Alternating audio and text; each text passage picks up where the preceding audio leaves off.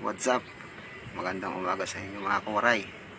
Ayan, so share ko nga pala sa inyo magkano nga ba ang sahod ng isang welder dito sa dito sa PNR, dito sa Palit. Ayan, so yun yung i-share ko sa inyo ngayon.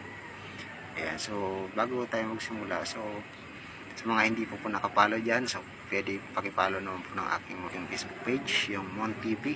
So ito na po, share ko sa inyo. So yung sahod ko pala dito sa PNR ay pumapatak ng 800.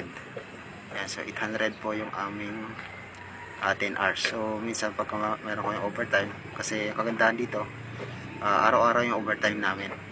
Bali pumapatak ng 1,100 or minsan umabot ng 1,200 yung namin pag may overtime. Ayan, so